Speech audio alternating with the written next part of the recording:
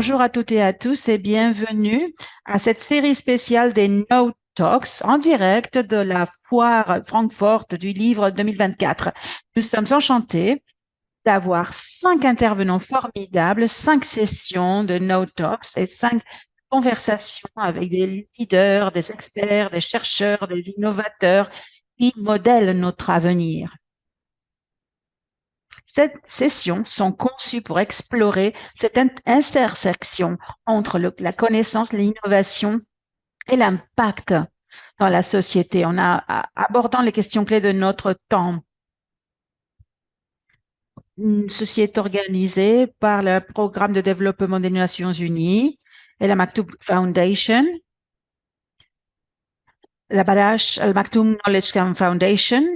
Et il y a toujours eu des conversations de ce type pour inspirer le dialogue. Ceci n'est pas une exception. Pendant ces prochains jours, nous allons entendre parler de chercheurs, acteurs du changement, innovateurs. Nous allons commencer avec une session fascinante intitulée La recherche qui impacte la croissance de notre société, la catalysation de l'impact sur la société.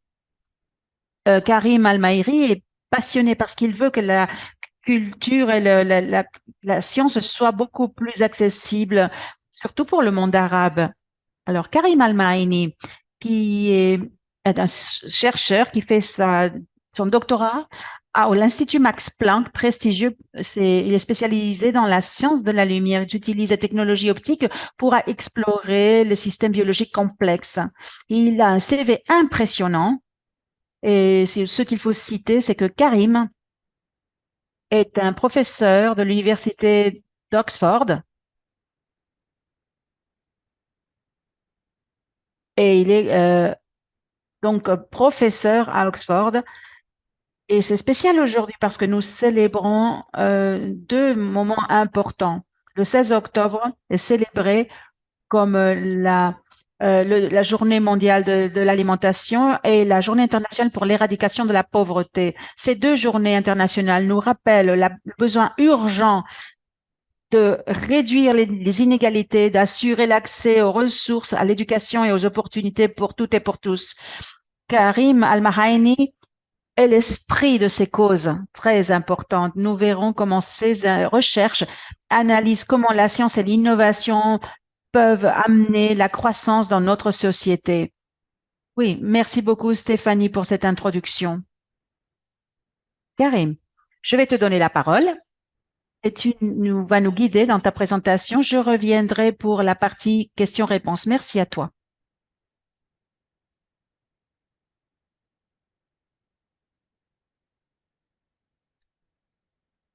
Vous vous rappelez, quand le monde s'est arrêté, magasins fermés, rues vides, nous vivions dans une ville fantôme. La COVID-19, c'est un virus invisible qui a emporté la vie de 7 millions de personnes depuis 2020. Pendant cette époque, nous avons vu le pouvoir indéniable de la science qui pouvait sauver des vies et restaurer et faire renaître l'espoir.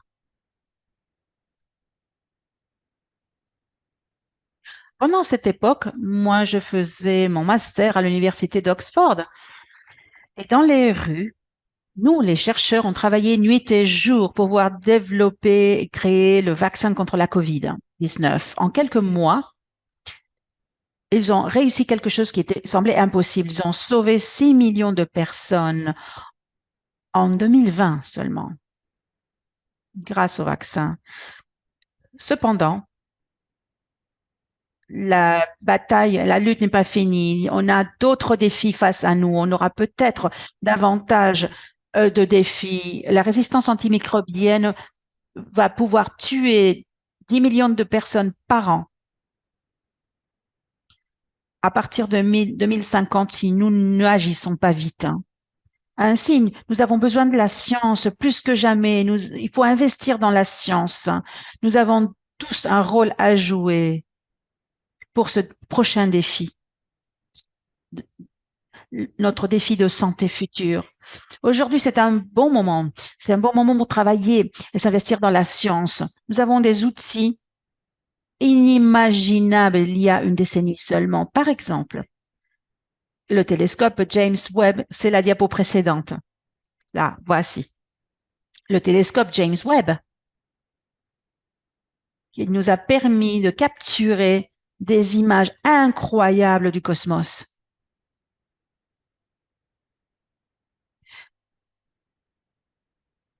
Nous avons un outil d'édition génétique qui s'appelle CRISP qui nous permet de choisir des parties de l'ADN. L'année dernière, il y a eu l'approbation d'une thérapie d'édition génétique pour plusieurs maladies. Même si c'est polémique, nous avons entendu parler des bébés issus en Chine de l'ingénierie génétique qui, en principe, devraient être immunisés contre le VIH. C'est controversé, bien sûr, mais cela ne sera peut-être pas la norme. Mais c'est quelque chose qui vient, c'est un impact réel de CRISPR. CRISPR, non seulement ça a la capacité de se guérir des maladies, le CRISPR, mais de créer les super-humains. Maintenant, nous avons l'accès aux superordinateurs qui sont capables de réaliser 47 ans de calcul en quelques secondes seulement. Imaginons ce que cela voudrait dire pour les industries comme les pharmaceutiques ou pour le commerce mondial. En fait, ces techniques vont transformer nos vies de manière inimaginable. Nous allons pouvoir imaginer ce que sera le futur. Les robots vont nous remplacer dans certains secteurs, la santé, la fabrication, l'industrie, etc. Le voyage spatial sera moins cher, plus accessible et plus sûr. Et un voyage sur la planète Mars sera quelque chose d'habituel à l'avenir. Le mois dernier, nous avons entendu parler de l'approbation FDA d'un implant dans le cerveau humain développé par Neuralink. Cet implant cérébral peut faire voir les aveugles et va leur permettre de voir les rayons infrarouges. Cela semble de la science-fiction, n'est-ce pas? Mais nous nous approchons de cette réalité chaque jour un petit peu plus. Je sais que certaines personnes pensent que c'est très futuriste, mais non. Je vais vous rappeler qu'il y a 30 ans, nous n'avions pas l'accès au smartphone et l'Internet était juste un concept. Et si je devais faire une conférence sur la vie qu'on a aujourd'hui, si j'avais dû parler en 1990, les gens auraient dit que je suis fou. Ma grand-mère m'a pas toujours parlé d'un temps où les gens écrivaient des poèmes et des lettres pour exprimer leurs sentiments. Aujourd'hui, 40% des mariages aux États-Unis commencent en ligne. Ce que j'essaye de vous dire ici, c'est que la science ne modifie pas seulement nos vies. La science change la manière dont on construit la société. Cela modèle nos vies et nos familles et nos relations. La semaine dernière, j'étais dans un bureau. Voilà mon bureau, vide. En fait, je sais que les bureaux à la maison sont de plus en plus populaires. On travaille en télétravail, mais il n'y a pas d'interaction humaine, il n'y a pas de connexion humaine dans le télétravail. La recherche ne modèle pas seule manière nos interactions, nos relations. L'innovation aussi est importante grâce à la science. Nous allons voir quelques chiffres de l'économie allemande actuellement.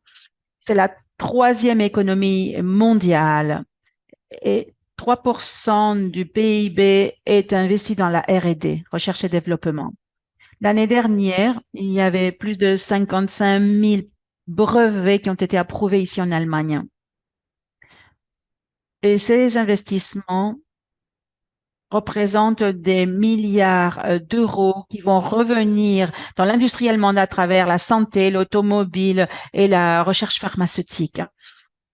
Peut-être que nous nous sommes éloignés trop dans l'avenir. Revenons à notre histoire, l'histoire de la science. Les premières évidences d'expérimentation scientifique remontent à l'ancienne Égypte. Lorsqu'on lit sur l'histoire de la science, nous, on entend parler de chercheurs, de scientifiques qui ont joué un rôle crucial, qui ont été des pionniers dans l'optique, la mathématique, l'algèbre et la médecine. Cependant, il y a une question. Pourquoi on n'entend pas parler des chercheurs arabes?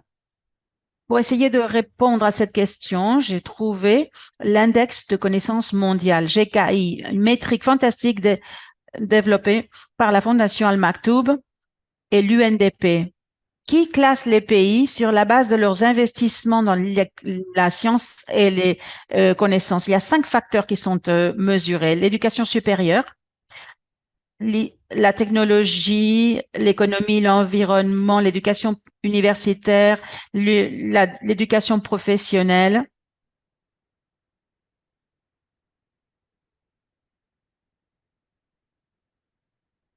Et pour pouvoir visualiser tout ceci, voilà une carte des pays arabophones.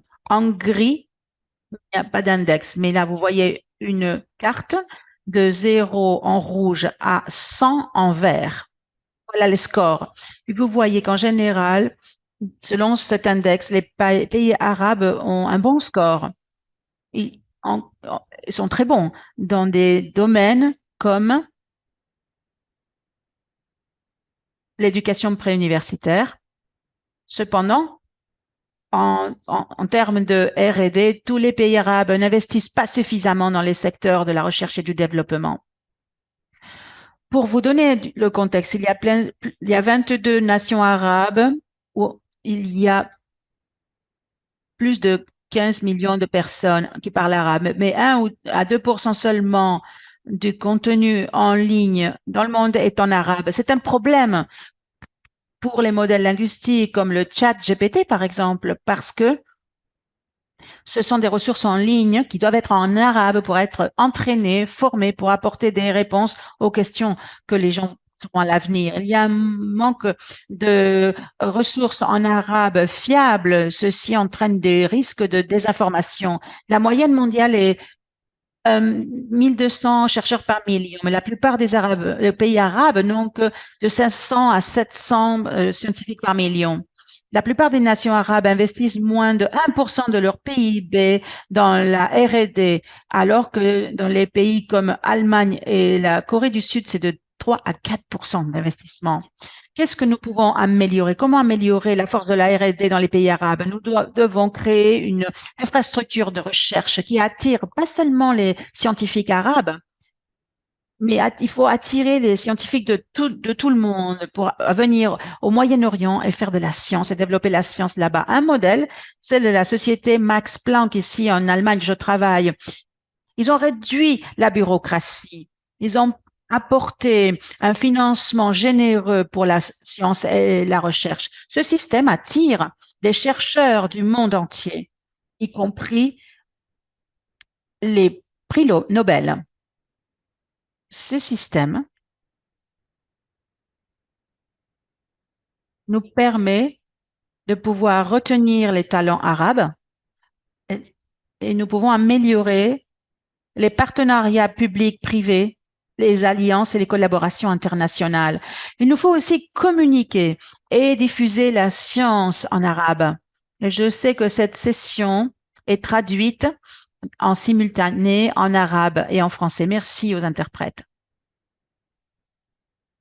Dans le passé, depuis 5 ans, nous avons vu des efforts énormes de la part des pays arabes pour investir dans la R&D. L'Arabie saoudite sera un hub en 2050. On a participé dans la première mission vers Mars et la fondation Maktoum apporte des fonds pour promouvoir la science et la recherche dans les pays arabes. Et la fondation Qatar Foundation apporte et crée des bourses pour que les étudiants arabes puissent étudier à Oxford. Il y a aussi des étudiants qui peuvent assister à leurs réunions avec les prix Nobel Lindau. Ils peuvent interagir avec les prix Nobel et revenir avec des connaissances vers le Moyen-Orient. Ils ont lancé les Future Leaders Academy, une académie qui apporte des licences pour les étudiants arabes afin qu'ils puissent poursuivre leurs études et améliorer ainsi leur expertise au-delà de l'université. Donc, nous voyons l'effet de ces investissements sur le résultat en termes de recherche dans les pays arabes. Depuis 10 ans, les productions de recherche ont beaucoup augmenté, mais nous avons beaucoup de chemin à parcourir. Nous avons besoin de plus d'investissements, surtout en dehors des pays du Golfe. Et enfin, j'aimerais profiter de cette diapositive pour briser les mythes de la science. Je voudrais encourager les jeunes Arabes à participer dans le monde de la science. Il ne faut pas être un génie pour devenir un scientifique. Un scientifique, par définition, c'est quelqu'un qui ne sait pas la réponse à la question qu'elle ou qu'il pose. Les scientifiques ne travaillent pas seuls dans un laboratoire. Les recherches et les découvertes impliquent des équipes interdisciplinaires du monde entier pour pouvoir atteindre la découverte finale. Les découvertes scientifiques ne se produisent pas rapidement. Elles exigent beaucoup de persistance et de résilience. Enfin, il faut voir davantage de femmes dans la science. Ce n'est pas une industrie réservée aux hommes.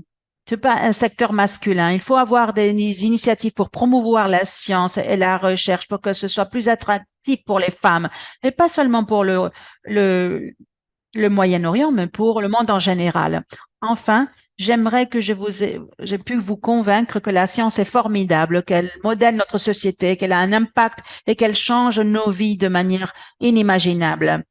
Il faut qu'elle soit accessible, la science. Il faut elle puisse inspirer les futures générations des jeunes Arabes afin de pouvoir faire les découvertes du futur qui vont vraiment changer nos vies. Merci beaucoup.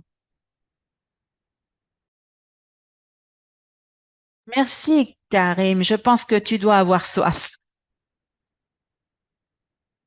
Très intéressant. Et en tant que chercheuse,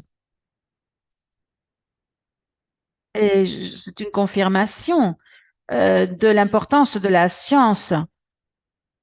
Et la partie la plus intéressante, c'est 1 à 2% de contenu. Tu as dit que le contenu en arabe, c'est de 1 à 2% de l'information en ligne mondiale. Vous savez ce que c'est l'IA générative. En tant que chercheur, qu'est-ce que tu en penses? Oui, c'est préoccupant, l'IA. Moi, je viens d'une génération où on était habitué à penser avant d'utiliser le chat GPT. On réfléchissait avant. Mais par exemple, mon jeune frère utilise d'abord le chat GPT et il l'utilise comme une référence et c'est préoccupant. Pourquoi? Parce que c'est un outil formidable, certes, mais il faut l'entraîner avec du contenu qui ne soit pas biaisé. Et s'il y a un biais, le ChatGPT va te donner seulement un point de vue. Ça sera un seul résultat, une seule perspective. Il faut faire très attention lorsqu'on utilise ces technologies de l'intelligence artificielle. Elles sont très puissantes, mais on ne devrait pas baser seulement sur cette ressource. C'est juste une substitution de notre réflexion. Il faut d'abord réfléchir et penser. Je pense qu'une des compétences les plus importantes d'un scientifique, c'est la pensée critique, la réflexion critique et évaluer si ce que l'on lit est vrai ou pas. Pas toutes les connaissances sur Internet ne sont pas correctes. Il y a beaucoup de désinformation et d'intox, surtout dans le monde arabe. Parce que chaque fois que je lis quelque chose en ligne sur Internet, je trouve qu'il y a beaucoup de désinformation et d'erreurs. J'espère que l'on pourra améliorer cette situation en organisant davantage d'événements en arabe, en écrivant plus d'articles articles en arabe, en traduisant la recherche scientifique en arabe. Cela ne doit pas être complexe. Je sais qu'il y a beaucoup de gens qui n'aiment pas lire des articles scientifiques parce que c'est difficile, mais ça peut être à travers des vidéos en arabe qui simplifient le contenu des articles scientifiques et des publications scientifiques, comme par exemple à travers des vidéos animées, des diapositives. Par exemple, comment est-ce que les médicaments agissent sur les cellules, que ce soit compréhensible. Il faut que ce soit plus intéressant et enthousiasmant pour les futures générations. Oui, c'est ce qu'on essaye de faire à l'UNDP dans nos projets, en produisant et en diffusant ce contenu en arabe. Et MBRF a une initiative très importante qui s'appelle Ber Al Arabi. La mission principale, c'est de créer et de diffuser le contenu en arabe.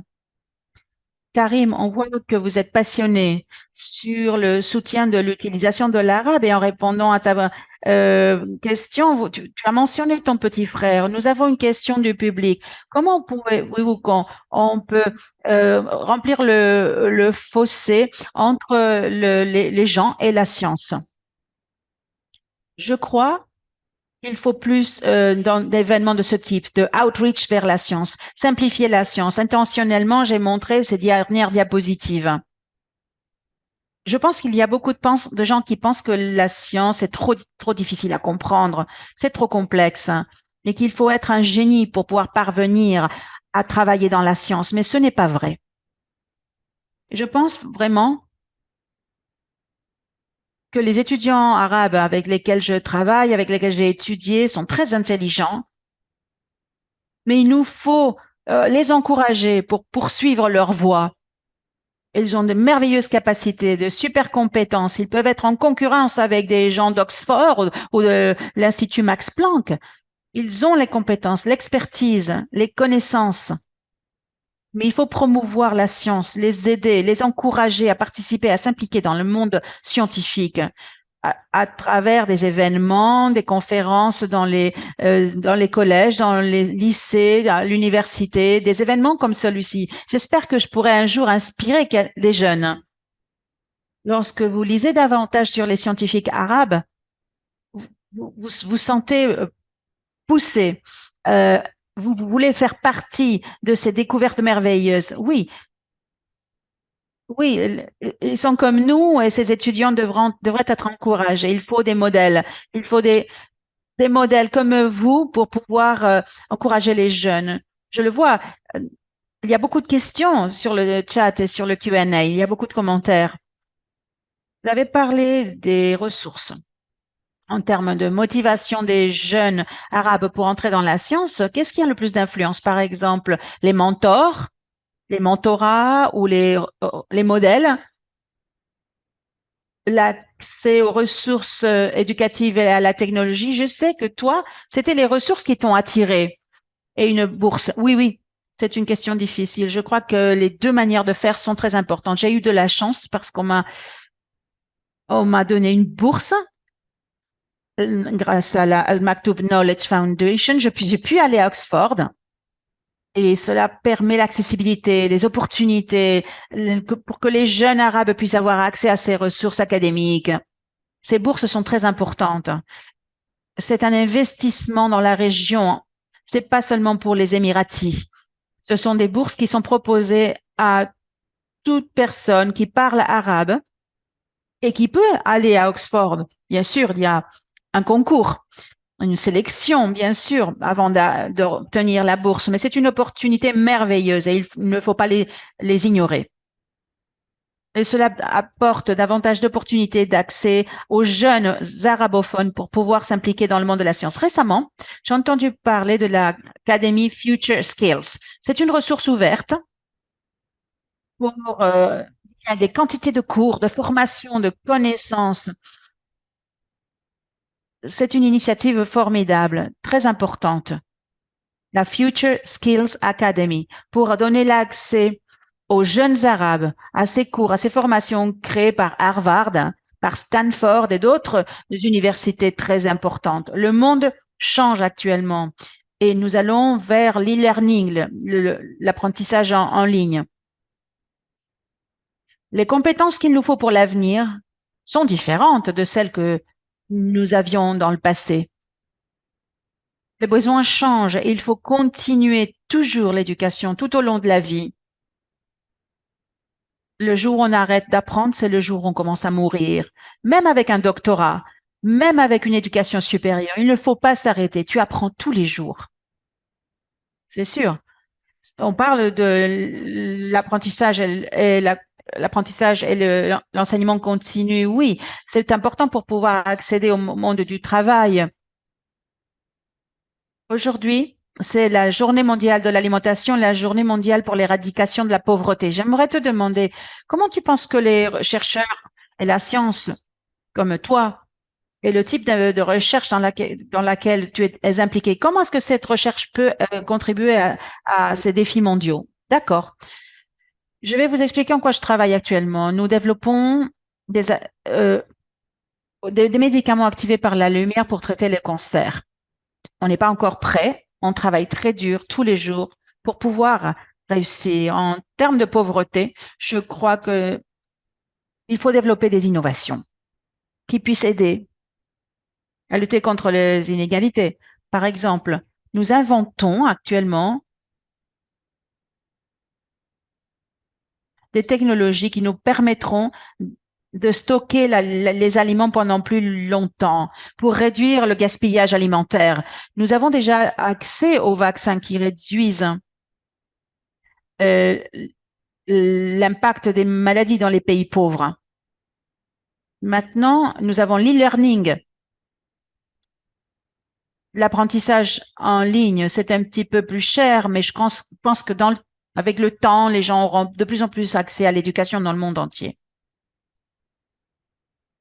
Merci, Karim. Je ne veux pas être trop technique, mais pour les personnes comme moi, est-ce que tu peux nous dire qu'est-ce que c'est la science de la lumière dont tu parles? Alors, lorsque tu prends, par exemple, la chimiothérapie pour le cancer, ces médicaments tuent toutes tes cellules. C'est pour ça qu'on perd nos cheveux, parce que ces médicaments ne distinguent pas entre les cellules qui se divisent naturellement et les cellules cancéreuses. Alors, ce que nous essayons de faire, c'est de développer des médicaments qui ne soient pas toxiques pour notre corps. C'est comme manger une pomme. Mais en fait, cela sert à activer la lumière dans les régions tumorales. Donc, on peut créer une induction locale de mort cellulaire, mais seulement les cellules des tumeurs. On va aller viser avec ces médicaments activés par la lumière contre les cellules cancéreuses. Mais avec la chimiothérapie, ces médicaments ne sont pas spécifiques et donc ces médicaments tuent toutes nos cellules. Alors, tu parles de la science de la lumière. Et qu'est-ce qui se passe dans les pays arabes? Vous faites de la recherche? Non. Malheureusement, non. Jusqu'à présent, j'ai vu des scientifiques arabes qui travaillent aussi dans ce domaine à l'étranger. Et ils font des choses incroyables dans ce domaine et ils repoussent les limites pour le traitement du cancer et ils réussissent à faire des choses formidables en utilisant la lumière. Merci, Karim. Nous aimerions être bref. Une dernière question. Ça, c'était la dernière phrase de ta dernière diapo. C'est sur les femmes. Comment attirer les femmes dans la science, dans la recherche? C'est une bonne question, oui. Comment attirer les femmes dans ces domaines scientifiques? Et c'est pas seulement dans le monde arabe, mais dans le monde en général. La science doit davantage attirer les femmes. Il faut créer des programmes, des dispositifs qui permettent aux femmes d'avoir des congés maternité, de concilier leur vie professionnelle et familiale, de faire de la science à leur propre rythme. Il ne s'agit pas seulement de passer des heures et des heures et de dormir dans un laboratoire. Il faut permettre aux femmes d'avoir une famille, encourager les jeunes femmes aussi pour entrer dans le monde de la science. Et cela peut se faire à travers des événements de diffusion de la science. Il faut qu'on voit les femmes Ils travaillent déjà dans la science. Il faut qu'on les voit en tant que modèle de femmes scientifiques, qu'on en parle davantage, qu'on les voit, qu'on les entende plus.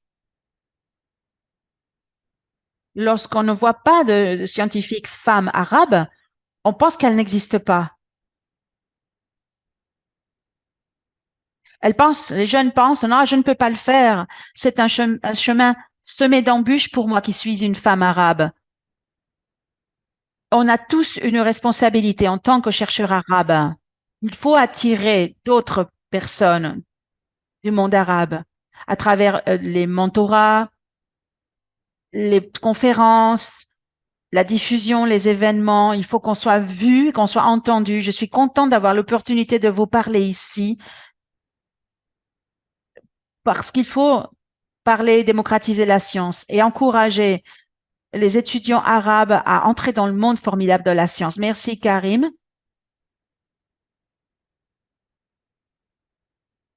Encore des questions?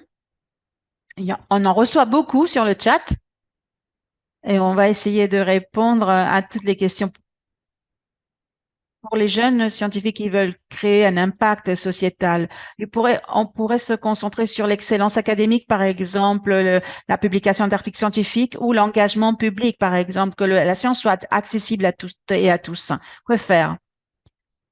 Je crois que la publication de l'article, c'est une partie importante, certes. Ma réponse, c'est les deux sont importants. La publication et l'excellence académique, c'est crucial pour que la science avance.